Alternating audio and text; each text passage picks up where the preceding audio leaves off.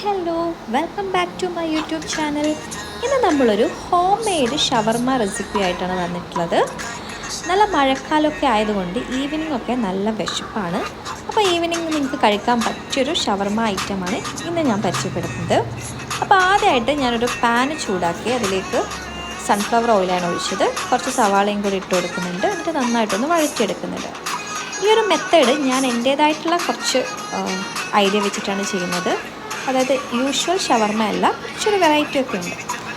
അതിനുശേഷം ഞാനിതാ കുറച്ച് കട്ട് ചെയ്ത് വെച്ച ക്യാരറ്റും ക്യാപ്സിക്കും കൂടി നമ്മൾ ഈ മിക്സിയിലേക്ക് ഇട്ട് കൊടുക്കുന്നുണ്ട്.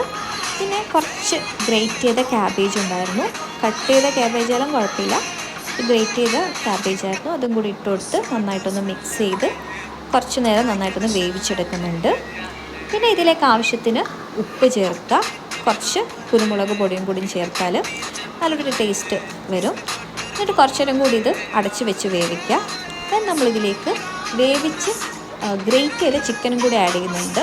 ഉപ്പ്, മുളക്, മഞ്ഞൾ, കുരുമുളകും കൂടിയും ചേർത്ത് കുക്കറിലൊരു 3 വിസിൽ വരുന്നത് വരെ നമ്മൾ ചിക്കൻ വേവിച്ചു. അത് മിക്സിയിലിട്ട് ഒന്ന് ഗ്രേറ്റ് ചെയ്തതാണിത്. പിന്നെ അല്പം മല്ലിയിലയും കൂടി ഇട്ട് കൊടുത്താൽ നല്ലൊരു സെറ്റായിട്ട് വരും. ഇനി നമ്മൾ കുബൂസിലേക്ക് നമ്മുടെ മയണൈസും കുറച്ച് കെച്ചപ്പും കൂടി ഒന്ന് സ്പ്രെഡ് ചെയ്ത് കൊടുക്കുന്നുണ്ട്. ഇത് ഹോം മെയ്ഡ് അല്ല, നമ്മൾ വെജിറ്റബിൾ മയണൈസ് വാങ്ങിച്ചതാണ്. മുട്ട ഒഴിവാക്കിയിട്ട് നമ്മൾ വെജ് മയണൈസാണ് ഇവിടെ യൂസ് ചെയ്തത്. ഇതിലേക്ക് ഈ ഒരു ഫില്ലിങ്സും കൂടി നിറച്ച് കൊടുത്താൽ സത്യം പറയാലോ നല്ല ടേസ്റ്റി ആയിട്ടുള്ള ഷവർമ റെഡിയാണ്. ട്രൈ ചെയ്ത്